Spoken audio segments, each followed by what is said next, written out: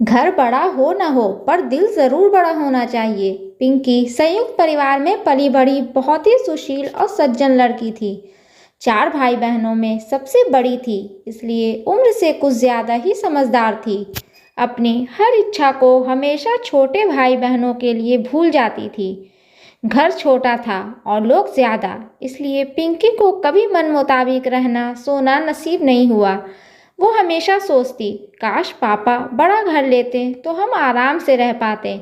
उसकी ये ख्वाहिश शायद शादी के बाद पूरी हो जाएगी, ऐसा वो सोचती थी। और खुश हो, घर में बड़ी होने के कारण शादी भी जल्दी तय हो गई।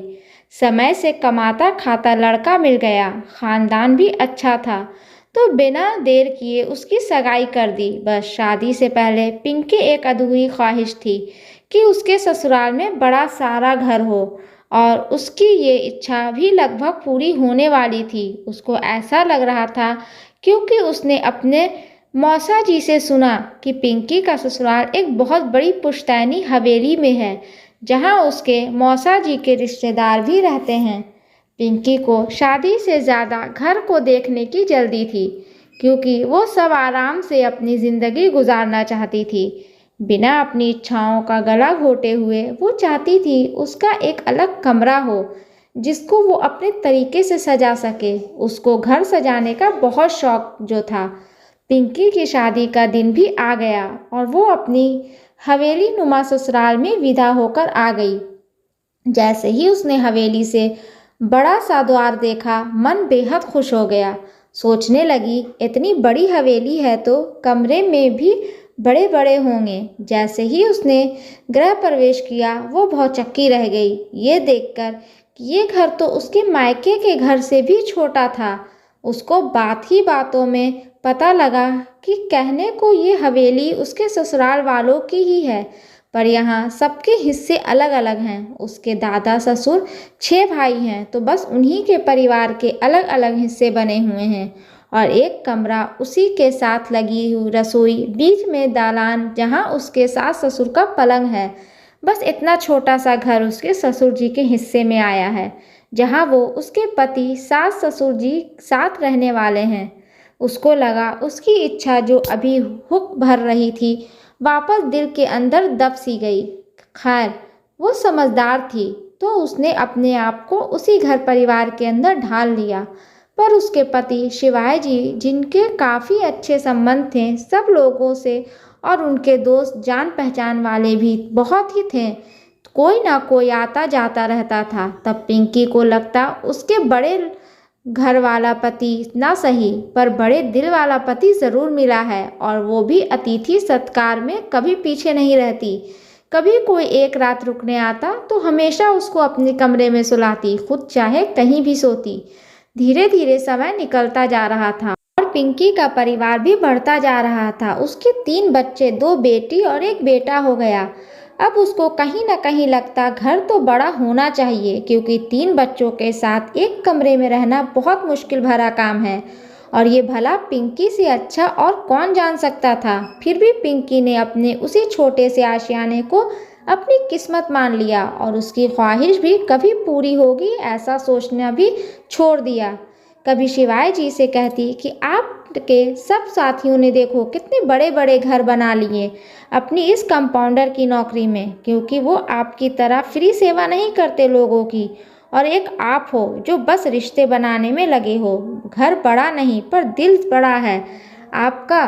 पर सुनिए जी, बड़े दिल से काम नहीं चलता। जब बच्चों की शादी होगी तो लड़का लड़की देखने आने वाले पहले घर देखते हैं, और मुझे लगता है हमारे इस छोटे से घर को देखकर रिश्ते आने से पहले ही टूट जाएंगे। अरे पिंकी, तुमसे किसने कहा कि लोग घर से शादी करते हैं? हंसते हुए शिवाय जी बोले, अरे शादी ब्याह में घर का आकार नहीं, दिल का आकार देखा जाता है। यदि ऐसा होता तो बड़े काका जी के दोनों बच्चे अब तक कुंवारे नहीं बैठते। उनमें और मुझ में यही अंतर है, बस वो घर बड़ा रखते हैं और मैं दिल बड़ा रखता हूँ। वो पैसे कमाते हैं और मैं दुआ और आशीर्वाद। और जब मैं नहीं रहूँगा तो ये रिश्ते ही काम आएंगे। ये बड़ा घर नहीं, जो काम पैसे से नहीं होता वो दुआओं से होता है। सुना है ना तुमने? बस जी, आप चुप भी करिए। बस नहीं चाहिए मुझे बड़ा घर, अब खुश? कहकर पिंकी अपने काम पर लग गई। अब पिंकी ने घर का टॉपिक बंद ही कर दिया हमेशा के लिए, और धीरे धीरे वो ही छोटा घर उसे बड़ा लगने लगा था, क्योंकि बच्चों की भी शादी हो गई। बेटियां अपने ससुराल चली गई और बेटा बहू अपने नौकरी पर दूसरे शहर में। कभी कभार आना होता था तो 2-1 दिन ऐसे ही निकल जाते, तो कभी वो दोनों बेटे के पास चले जाते। पिंकी बड़े घर की अधूरी ख्वाहिश के साथ साथ अब खुश थी।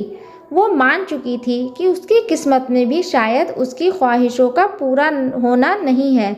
अचानक 2 दिन बाद पिंकी पिंकी शिवाय जी की चीख सुन पिंकी रसोई से दौड़ी चली आई। क्या हुआ जी, ऐसे क्यों चिल्लाए? पिंकी हड़बड़ाते हुए बोली, मेरे सीने में अचानक दर्द उठ रहा है, किसी को बुलाओ, डॉक्टर डॉक्टर कहते कहे हुए शिवाय जी बेहोश हो गए। पिंकी को तो जैसे सांप सूंघ गया।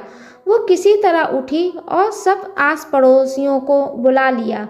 सब बिना देर किए उसकी एक आवाज़ पर दौड़े चले आए, क्योंकि शिवाय जी ने रिश्ते ही तो भरपूर कमाए थे पूरी ज़िंदगी में। सबने अपनी तरफ से पूरी कोशिश की उन्हें बचाने की।